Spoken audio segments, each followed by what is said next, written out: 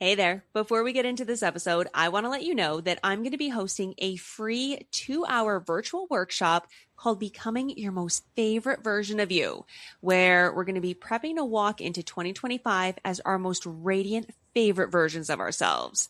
We're going to get rid of the shitty thoughts that are holding us back, figure out what we want most in the upcoming year, and embrace who we truly are so that we'll head into 2025 feeling inspired and confident and have a much more fun and fulfilling year. So Becoming Your Most Favorite Version of You, it's happening live through Zoom on Sunday, December 1st, the night of the new moon in Sagittarius, perfect for new beginnings. And you can learn more and register through the link in the show notes. Hey there, and welcome to the Hey Kahla Podcast. I'm your host, Kayla Evans, and in this episode, I want to talk about something kind of sort of funny that an acquaintance said to me as a joke, for the most part. And when I actually thought about it, it really does carry some weight to it, and I think it can give a lot of value, so I'm going to go ahead and share it with you today. And if you're in my world, you probably know how I operate by now. You know what I'm all about. I am all about being in a high vibration state, having fun, being creative, doing things your way, taking risks, and loving yourself like crazy.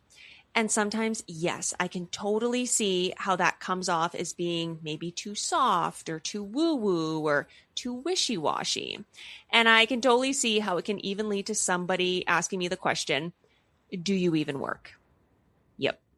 That's what was said, or that's what was asked. And for some context, it was said in a joking way, and it was right after I had been jabbing my jaws about all of the relaxing, fun ways that I was spending that particular day. But it is something that I want to dig into because it does sound kind of harsh, right? And honestly, I wasn't, and I'm not mad, and I don't want you to be mad on my behalf either. But I am going to preface this by saying that this whole episode is just my take on things. I'm going to get into some interesting concepts here, and it's just my take. And like every episode I do, like every piece of content I put out there, it's just my experience.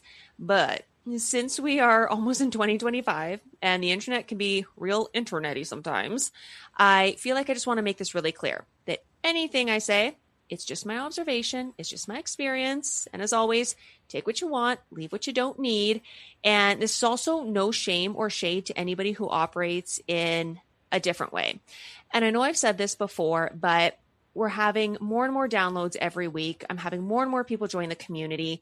And I feel like it bears repeating. Like, I never want anybody to hear or read or see something that I've done or something I'm doing and then turn around and feel bad about the way that they're doing things, or maybe feel bad about the way that they are not doing things. Nah, we're not about that here. I'm just here to share things that will hopefully help you out. So with that out of the way, we're going to get into this comment because, again, it's kind of funny. But when I dug deeper, it actually had me thinking quite a bit, and that's what's led to this episode. Do you even work? Yeah, it may seem like a total beep thing to say.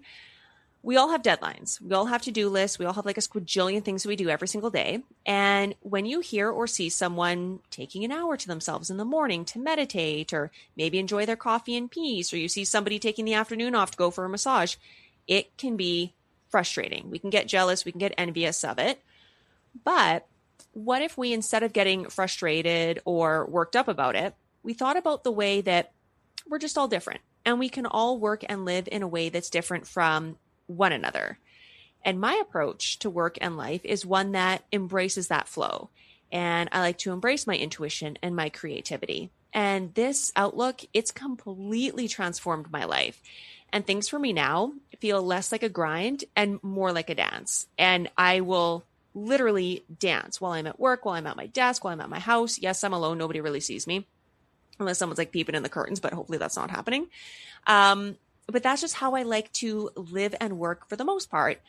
But I mean, it wasn't always like that.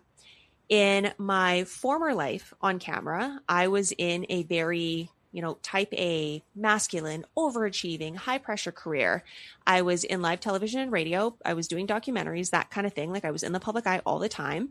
So I was getting up really early. I had a super strict diet. I was always drinking my water, always taking my supplements. I worked out constantly. I even went through a stretch where I worked out twice a day. And not only was I performing at such a high level, but I had such a high standard for myself that I was really hard on myself. Like I was really, really tough on myself. Sometimes like downright mean to myself with the things I would say, or if I missed or skipped something, or if I didn't achieve something quite the way I wanted to, or quite at the level that I had expected myself to, I was really, really brutal on myself. And this was back in the day. And I know that I've talked about this before. Like I was not into celebrating myself. I did a whole podcast episode on celebrating yourself. You can go back and find it in the archives, or maybe I'll link it in the show notes too to make it easy for you. But I was always on to the next thing. I was always trying to be bigger and better and do more and pack my calendar with more.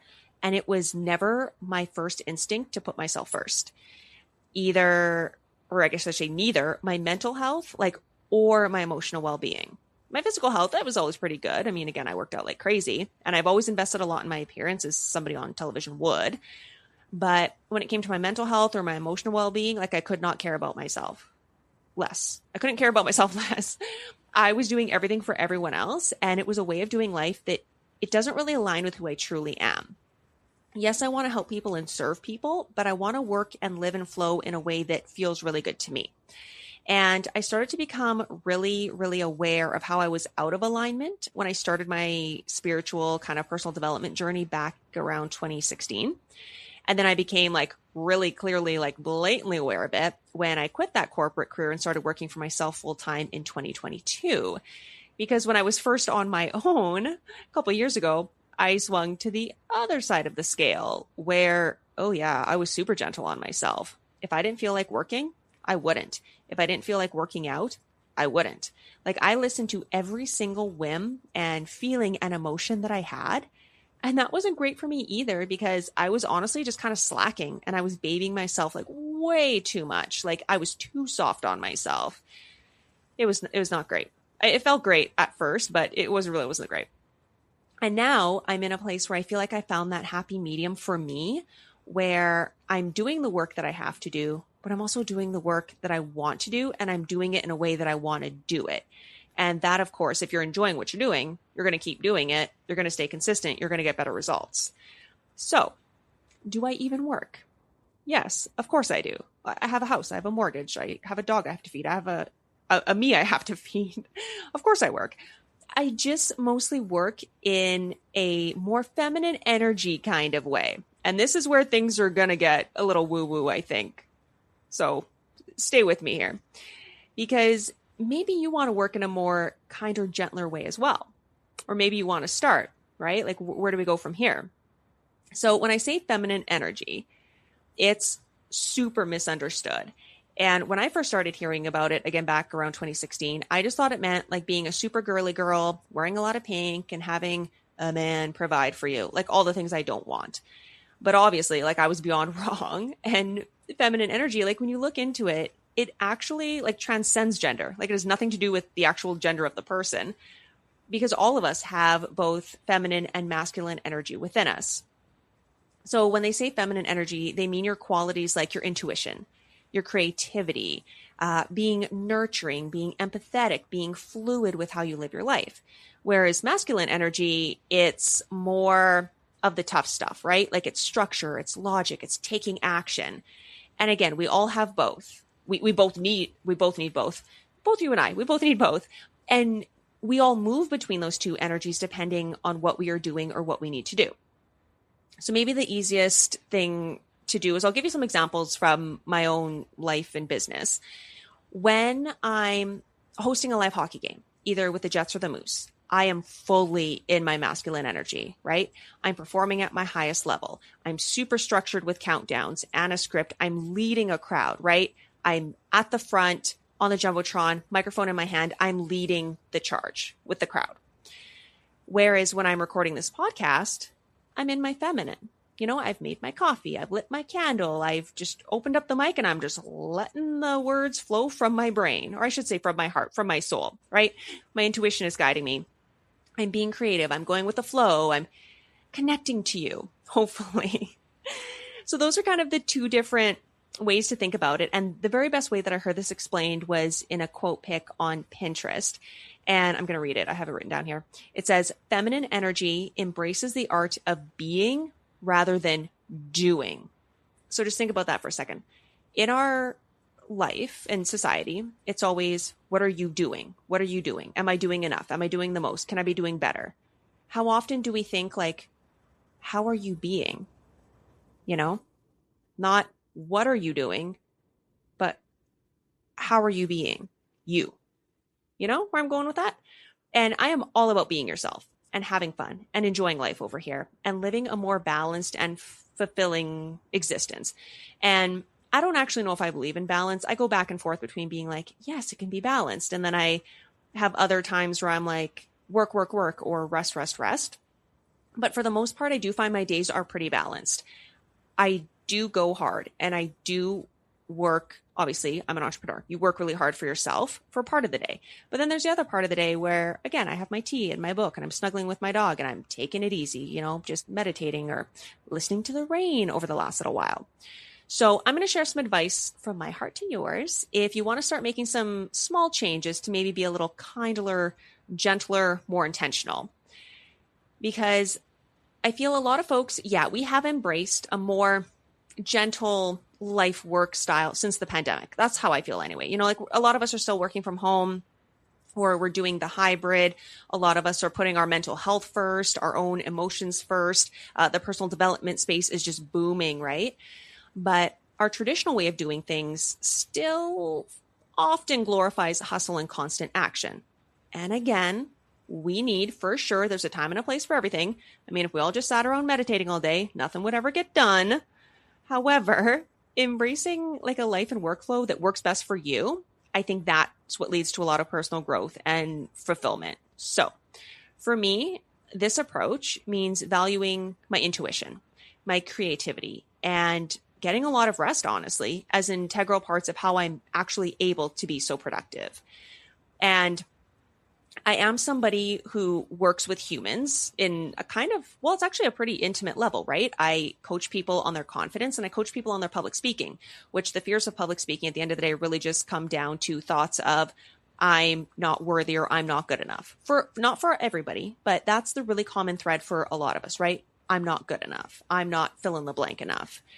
So it is pretty intimate personal work. And I love to serve and I love to help. And I'm sharing from my 20 years of experience. So when I work with people so intimately, it does drain me, to be honest. I love it. And I don't think this is just because I'm an introvert. I think it's because anybody who works and serves other people, like my girlfriends who work for nonprofits, if you're a parent, if you're a caregiver, right? You give so much of yourself to others that you really need to value your rest so that you can recharge and then keep showing up as your best self. We've all heard it 1,000 times before, like you cannot pour from an empty cup.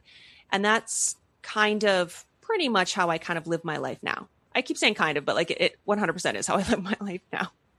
So my first tip, and I have four. Yeah, I think I have four I'm going to share with you. My first tip is with creativity. And that's to set aside time for activities that spark your creativity. What do you love to do? Like, what do you love to do in terms of it doesn't need to produce a result? You just like doing it. Like, is it painting, writing, dancing? I've gotten really into dancing lately. I did do, yes, a professional charity dance event, like a Dancing with the Stars event a couple years ago. But my dancing is more like I just throw on whatever and like bop around my kitchen. Or cooking. Like the key here is to do things that just bring you joy and to allow your creative juices to just flow. You don't have to make a masterpiece. You don't have to like make this incredible piece of art and sell it. You don't have to like make this, 5-star. Is it 5-star? Is that how we grade food? 5-star, Michelin, whatever meal to serve to like your partner, your family. Nah, just find something that you want to do because you just enjoy it, just for the sheer enjoyment of it, right? So that's tip number one. Make some time in your calendar. I do it every day. Some sort of activity that sparks your joy, even if it's, dancing to one song. And then my second tip is to practice mindfulness. And you know I'm going to say meditation. Yeah, but not all the time, because mindfulness isn't just about meditation. It's about being in the moment, right? So while you're eating, are you enjoying your food or are you watching TV scrolling on your phone? When you're walking, is it, head down, I just have to walk the dog so it can do its business and then get back to my busy, busy life? Or are you walking around, smelling the fresh fall air, lightly feeling the raindrops on your face, looking at the beautiful fall foliage, if any of it's still left on the trees, or even breathing exercises, just to ground yourself in the moment. The goal here is to be really, really present in the moment that you're in. My third one is to cultivate and focus on your relationships. And this has been a huge theme for me this year.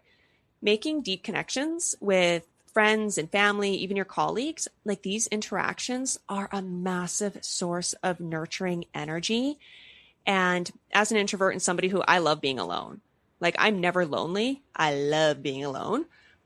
You go so much further and you're so much more bright when you have those relationships that you truly value and that you feel truly valued in. So you got to cultivate relationships, and it doesn't need to be a ton. Like I love maybe 5 people. Well, I love everybody, but like really, really close people. There's like maybe 5, right? You don't need a ton. You just need really true relationships that they've got you and you've got them, right? And then my fourth and final tip is rest and relaxation. I mentioned it before, but like rest, like it's not a luxury. It's a necessity. We all, and yes, I am from that era where like you work to earn your rest. Nah, heck no.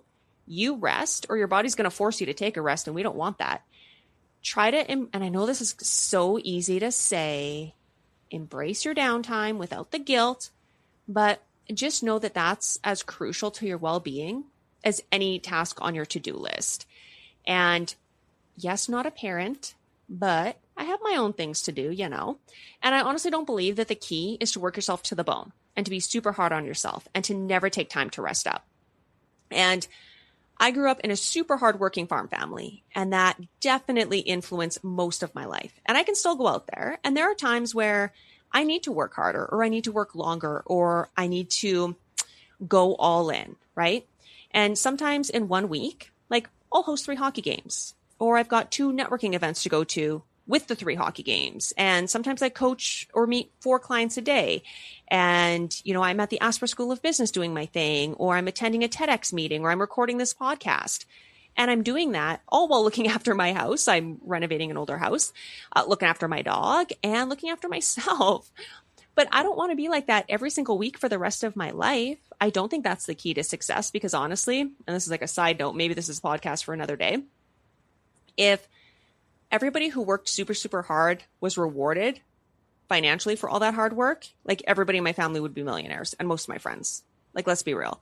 My mom, my grandparents, like farmers, business owners, like the hardest working people I know, they're not billionaires, but they should be based on how hard they work. So I don't think, and again, maybe we'll get into this later, because that's a really deep topic, but I know tons of people who work really, really hard and don't take a break, and who maybe aren't rewarded for it. So if you don't want to work really, really hard, like, I don't want to say work hard. You know what I'm trying to say here? Like, if you don't want to work yourself to the bone, I think that's okay. I think that we can all work and live in a way that resonates with our true selves.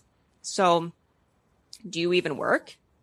Yeah, I do. But perhaps the better question is, how do you work, right? How are you living? How are you working? And are you okay with it? If you're totally okay with it and you're listening to me and you're being like, ah, shush it. Great. I love that. But if you're feeling burnt out, if you're feeling stressed, if you're feeling like I cannot sustain this pace that I've been on, maybe give this a second listen to and think, are you aligning with your inner flow, or are you fighting against the current? Give it some thought. Or maybe you didn't even know there was another way to work. Because to be honest, until I kind of really got into it in 2016, I didn't know there was any other way to be. Again, farm family.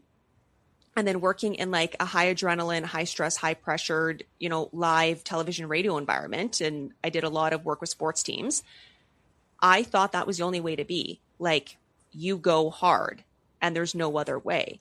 But you can go hard in a more gentle, fun way, or you can kind of make your own blend of that work, So just give it some thought.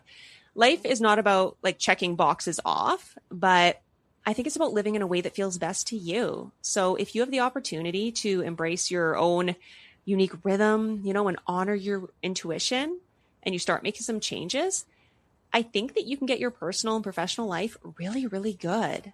I mean, it worked for me. It works for a ton of clients. It works for my friends. There's a way you can do it. So if you're thinking, yeah, I want to start making some changes, start small, give this episode another listen to, and just see what works for you. And if there's anything you ever want to add to this conversation, as always, you can DM me on Instagram. I'm there at Hey Kahla. You can send me an email, info@heykahla.com, because I know this is a bit of a meatier, juicier one. And I guess another reminder, if you want to go deeper into creating your I don't want to say your best life, but like your favorite version of you doing the things that you love most, join me. I've got a free virtual workshop coming up. It's Sunday, December 1st. It's called Becoming Your Most Favorite Version of You. The link is in the show notes. If you want to check it out and join us, it is completely free to register. And there's just so many possibilities out there. And even now, like I'm sure, 6 months from now, I'll be talking in a way that I'm working or maybe doing business in a completely different way, because that's what works for me at that time.